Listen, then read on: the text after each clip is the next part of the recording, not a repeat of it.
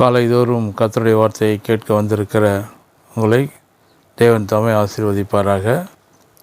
எரேமியா 33ஆம் அதிகாரம் 3வது வசனம் இவ்வாறாக சொல்கிறது: என்னை நோக்கி கூப்பிடு, அப்பொழுது நான் உனக்கு உத்தரவு கொடுத்து நீ அறியாததும் உனக்கு எட்டாததுமான பெரிய காரியங்களை உனக்கு அறிவிப்பேன் என்று வேதம் சொல்லுகின்றது. ஜெபத்திலே பலவிதமான ஜெபங்கள் உண்டு. ஒன்று ஜெபம் கண்ணீருடன் உள்ள ஜெபம், நெடுமுழங்காலில் நின்று ஜெபிக்கலாம், சந்தியா நேரத்தில் ஜெபிக்கலாம், உபவாசித்து ஜெபிக்கலாம், கடுங்காப்பி உபவாசம் என்று சொல்லி ஜெபிக்கலாம், முழு இரவு ஜெபிக்கலாம். இன்றைக்கு நாம் ஆராதிக்கிற தேவன் ஜெபங்களுக்கு பதில் கொடுக்கிறவராய் இருக்கிறார்.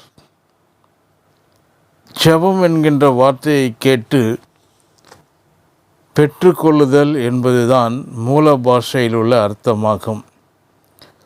ஜெபத்திற்கு பதில் வரும்பொழுது மாத்திரமே ஜெபம் முற்று பெறுகிறது.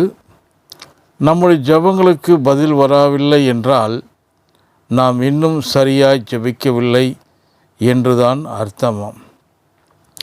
பதில் வராததற்கு நாம் தான் தடையாய் இருக்கிறோம் ஒழிய தேவனிடத்தில் எந்த தடையும் இல்லை. நாம் தான் நம்மிடத்தில் உள்ள தடைகளை கண்டு அறிந்து அதை திருத்தி கொள்ள வேண்டும். போல வேத வசனங்களை கொண்டு நம்மை திருத்தி கொள்வோமானால் நம்முடைய எல்லா ஜெபங்களுக்கும் பதில் வரும். வேதம் சொல்லுகிறபடி மத்தேயு எழுதின சுவிசேஷம் 7ஆம் அதிகாரம் 7-8 வசனங்கள் இவ்வாறாக சொல்லுகிறது: கேளுங்கள், அப்பொழுது உங்களுக்கு கொடுக்கப்படும், தேடுங்கள், அப்பொழுது கண்டடைவீர்கள், தட்டுங்கள், அப்பொழுது உங்களுக்கு திறக்கப்படும். ஏனென்றால் கேட்கின்ற எவனும் பெற்றுக்கொள்கின்றான், தேடுகிறவன் கண்டடைகின்றான், தட்டுகிறவனுக்கு திறக்கப்படும் என்று இயேசு சொன்னார். கேளுங்கள், அப்பொழுது உங்களுக்கு கொடுக்கப்படும் என்பது ஜெபத்திற்கு 100% பதிலை நமக்கு வாக்கு பண்ணுகிறது. ஒருவேளை கொடுக்கப்படும் என்று சொல்லவில்லை, சித்தமானால் கொடுக்கப்படும் என்று சொல்லவில்லை, நிச்சயமாய் கொடுக்கப்படும் என்ற அர்த்தத்தில்தான் சொல்லப்பட்டிருக்கிறது.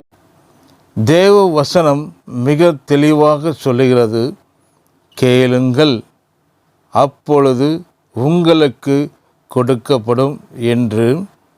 அது மட்டுமல்ல, தேவன் நம்முடைய ஜெபங்களுக்கு பதில் கொடுப்பது அதிக நிச்சயம் என்று இயேசுவும் வலியுறுத்தி சொல்லுவதை பார்க்கின்றோம். உங்களில் எந்த மனுஷனும், மத்தேயு 7ஆம் அதிகாரம் 9 முதல் 11 வசனங்களை வாசிப்போம் என்று சொன்னால், உங்களில் எந்த மனுஷனும் தன்னிடத்தில் அப்பத்தை கேட்கின்ற மகனுக்கு கல்லை கொடுப்பானா? மீனை கேட்டால் அவனுக்கு பாம்பை கொடுப்பானா?